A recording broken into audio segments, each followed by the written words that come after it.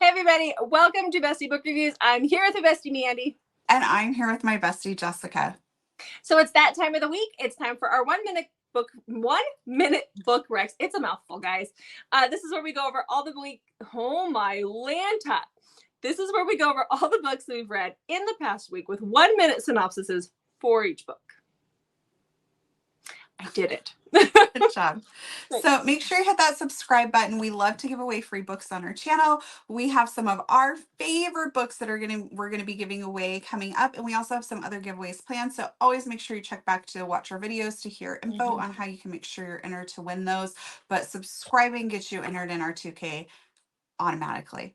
Yes.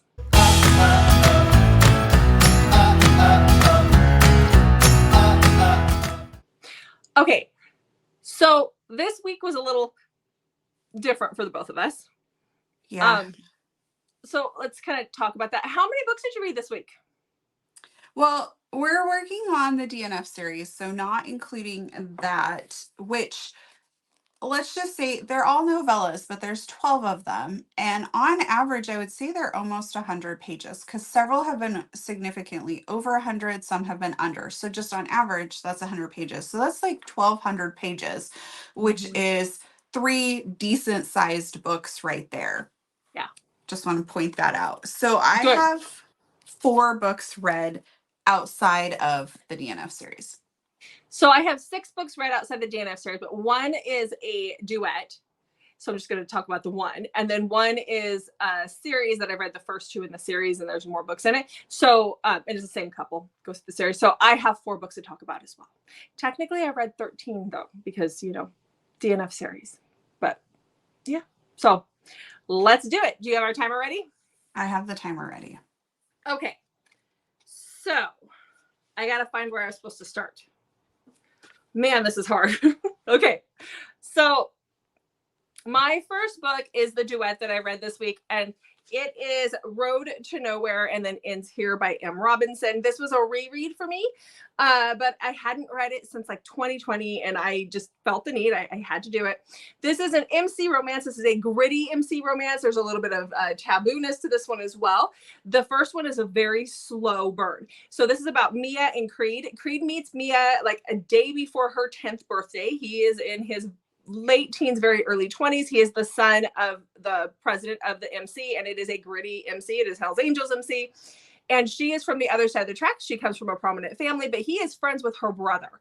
And so she is instantly smitten with him. She just adores him. And so they have all these meet cutes throughout the years as she grows up. And then he joins the military after 9/11. Something happens on 9/11 to him personally, and he feels the need to join the military about a year later. And he is in special forces with her brother. And then he comes home, and she is like days away from turning 17. And that's when things pick up for them. So that doesn't tend to happen until around the end of the book. And so this actually it goes into the next thing. But oh my gosh, I loved this one so much. It was 5 stars when I read it the first time around.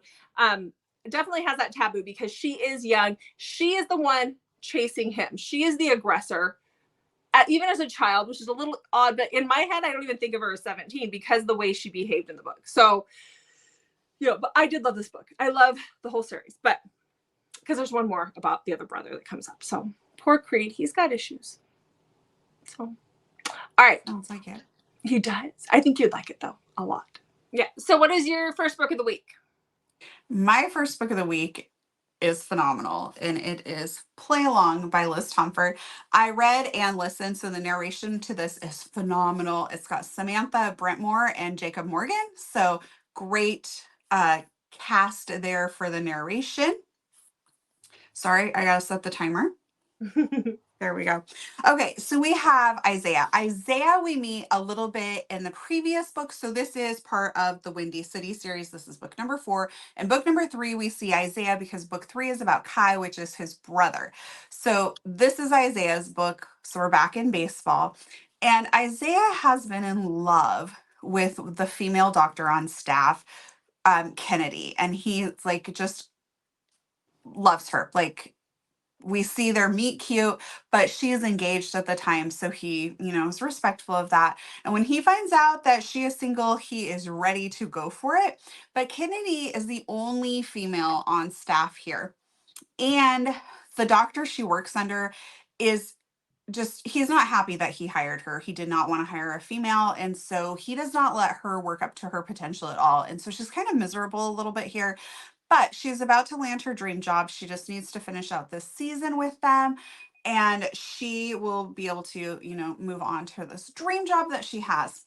Well, her family is really messed up, and you learn a lot more about that in this book. But on a drunken night in Vegas, she ends up marrying Isaiah.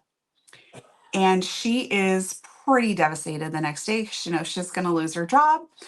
And Isaiah ends up helping her save the job. But the catch is they're going to have to pretend that they're married.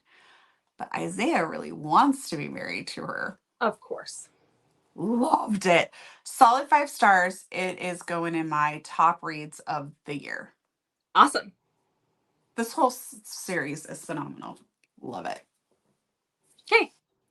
So, I went in a completely different direction after that last one. I went to zombies and the apocalypse. All right. So this is a series. I think there's like 7 or 8 books in this series. I'm currently on number 2 as of last night, but I read the first 2. Let's talk about the first 2. It's the same couple through the whole series. So this is called Broken World. It's the Broken World series, but this is Broken World number 1. The second book is Shattered World, but it is by Kate L. Mary, and this is about Vivian. She is trying to get from the Midwest to California. She gave up her little girl for adoption, who is now 4, but she gave her up at birth. But it was an open adoption, and so she's had contact. Like, she knows where she's at, and there was a little bit of contact when she was a baby. And now that the world is ending, there's a virus. Your chances of surviving the virus are 70%. So you have a 30% chance, or no, 30%, 70% chance that you're going to die. And so those 30% of people who survive are, I guess they're considered immune to the virus. And so she's trying to get to California. She wants to see her daughter one last time. And you have to have gone through like this special testing, and you have to have papers, because we're on martial law. Everything's locked down. To travel, you have to go wherever they tell her. And as she's traveling there, her car breaks down. And she gets picked up by these 2 brothers. They're Hicks. They're headed to California as well.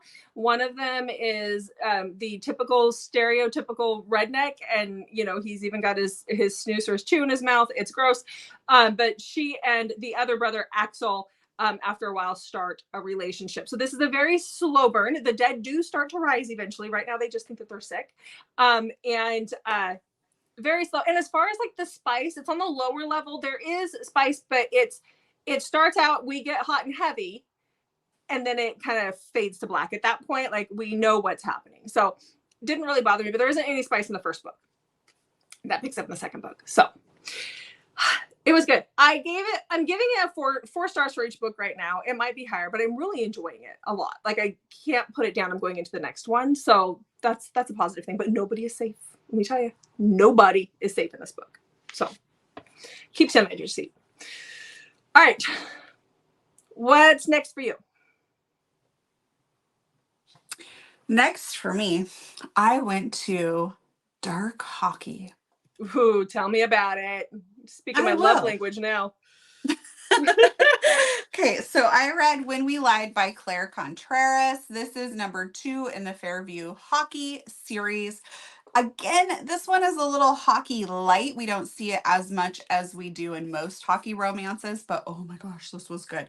So we have Finn and Jocelyn, who meet one night at a sex club. And I really don't care for like sex club places like that, like being the setting for most books, but this one worked for me because they have a one night hookup there. She is there because her friend wants to go. Basically, they hook up one night, and it's a no names, no numbers exchange type thing. But she knows who he is because he is a famous hockey player.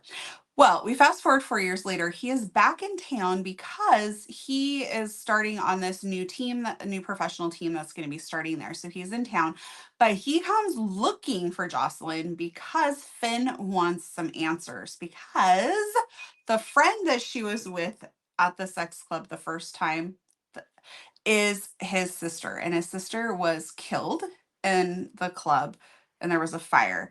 And we don't, it's very mysterious. We don't understand anything really that's going on, but he thinks she has the answers to what happened that night, and he wants them. Okay. Very good. It's dark, suspense. Loved it. Would you Could rate not it? put it down. What did you rate it?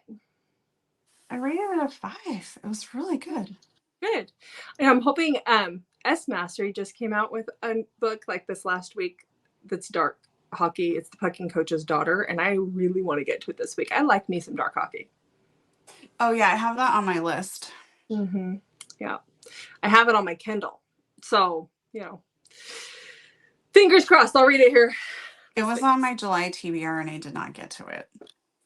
I think I had it on my July. One of us had it on the TBR. I thought I had it on my TBR.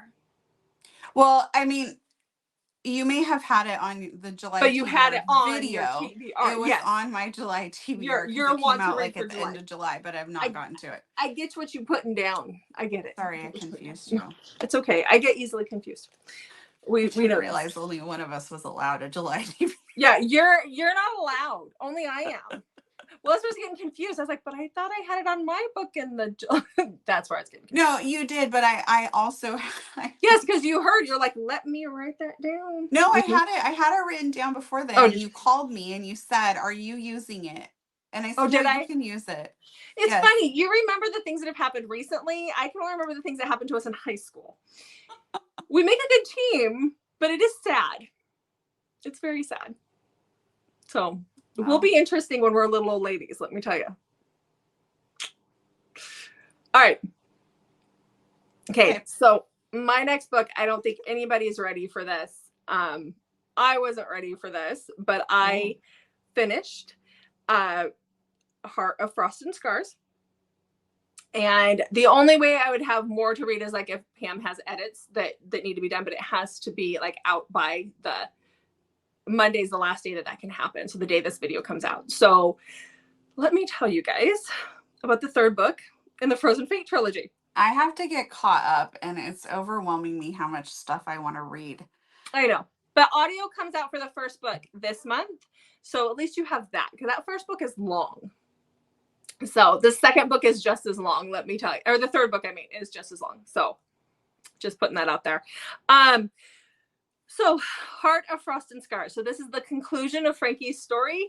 There's not a lot that I can tell you guys with this one because it would just give away the whole series. But this is where we get answers. We get answers to the questions that we've had since book 1. We find out the who and the why and the how.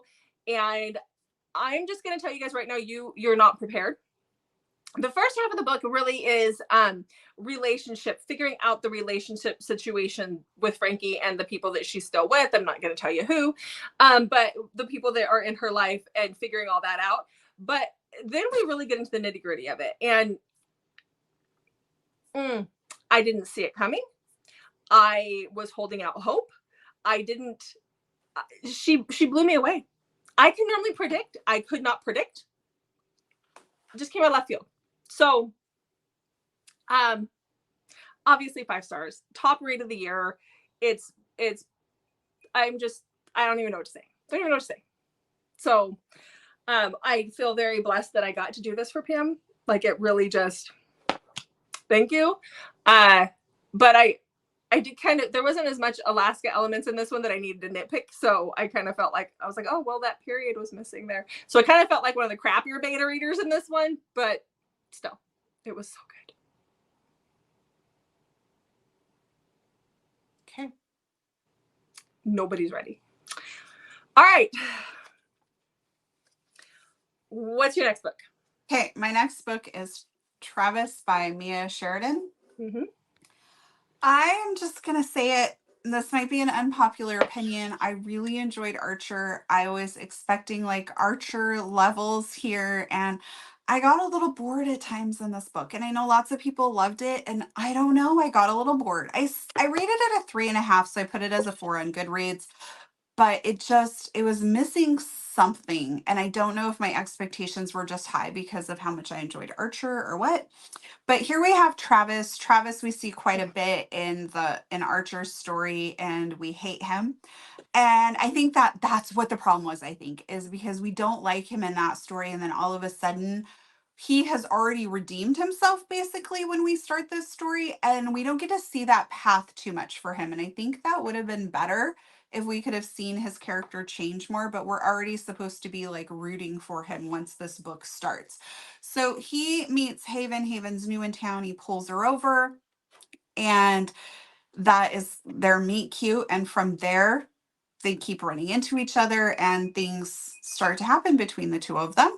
There is a little bit of drama, but I think I needed more. I needed Travis to have to grovel a little bit. Like I needed to see that. And instead we're like kind of skipping ahead a little bit. And I would have liked to have seen this back up a little bit. Yeah, I agree. I think if you read Archer's voice and then you immediately jump into this book, you're going to be highly disappointed. I think I gave it a 4. I listened to it. Did you physically read it or listen to it? I read it. Okay, I listened to it, and that might have helped a little bit in this situation. Or but wait, it wasn't. no. I did listen. I Did you? Okay. listened and read. Okay, Now yeah, that that's I'm what I thinking normally do. about it. Yeah, it just wasn't on the same level. And I know that people are loving it. I don't get it. It was good. It was enjoyable. It was a good palate cleanser, just something in the middle. But it's not on the same level as Archer's voice. No. Or other Mia Sheridan books that I read. I like her writing. She is an amazing writer. So, but that one just fell flat for me too. So, okay. Ready for my last book of the week? Yes. Okay, this was a reread, but there's a reason why I reread this one. So I did a reread of Twisted Pride by Cora Riley. And the reason why I did this is because in the audio, so I listened to it. Tor Thom is the narrator for the audio, and we will be interviewing him, and that will be out on Wednesday. And so I wanted to do a reread of this because he is Remo in this book. So, and see, even our app thinks that's a good thing. Anyhow, so this is the third book in the Kimora Chronicles. If you have not read Cora Riley, I highly suggest that you do read her Mafia series. Start with Bound by Honor. But they're so good. The Kimora is my favorite. This is about Serafina and Remo. Serafina is kidnapped on her wedding day. She belongs to the Chicago outfit. Remo is the capo of the Las Vegas, the Kimora. And they kidnap her and they keep her hostage at their house on her wedding day. It's like a huge no-no. And that's what they do. He and his brothers. And Remo is the most unhinged. He is the darkest of all the capos. And she is held there for quite a while. And things happen. I'm not going to say much more. Love this book. This is one of my favorite Cora Riley books. All right. So what's your last book of the week? My last book is The Shameless Hour by Serena Bowen. I normally really like Serena Bowen, but for whatever reason, I didn't really care for this book that much. So I rated it a 3. So It wasn't horrible, but it wasn't Serena Bowen. Great either. Yeah, I kind of just ended the week on a bummer, I guess. So we have Bella. Bella is like the student manager for the hockey team. She is very sex positive and enjoys that sort of, having sex with different people. And she's fine with that, which great. That does not bother me. Go for it, girl. We have Raph, who is waiting to lose his virginity to his girlfriend. And much to his dismay, he finds out that his girlfriend has already done the deed and has been cheating on him, and he is devastated. So he goes and gets drunk and ends up hooking up with Bella. And we already know this from the back of the blurb of the book, so I'm not giving away any spoilers there. And then from there, that's where their relationship kind of goes. And we kind of have a little bit of the opposite, where she's the carefree one and she doesn't mind hooking up with a bunch of people. And then he is the one who's like, that's just not for me. You do you, but that's just not what I'm wanting. And she doesn't, I don't know. I just had a hard time connecting with her. And then something horrible happens to her and he tries to help her through that. And I just found that I just didn't care that much for her or him. I don't know what it was. I've read a lot of Serena Bowen, and most of the time I really enjoy her books, but this one just wasn't that great for me. Okay. Do you know what series it was a part of? Oh, it is part of the Ivy Years. It's book The number Ivy Years. 4. Those were her. I think those were her earlier ones. I like her Brooklyn Bruisers a lot. I read the first couple of Ivy Years and I enjoyed them. This one I just didn't care for. Yeah, I read the first one. That's all I've read. So, okay, well, but that's okay. Not every book is going to be a 5-star read, and that's all right. Yeah, so that is true. It is true. And what's not a 5-star read for me might be a 5-star read for someone else. Exactly. So true. So, all right, guys. So that's it. That was our very short week for you guys. So leave us a comment. Let us know, how is your reading week going? Point us in the direction of some great books we need to be reading. Mm-hmm. And what are some of your thoughts on the books that we talked about this week? Have you read any of them? Just share all the bookish things in the comments with us. Make sure you check back on Mondays, Thursdays, and Saturdays for new videos from us, and hit that notification button so you never miss a video from us. Thanks for watching, guys. We'll see you in the next video.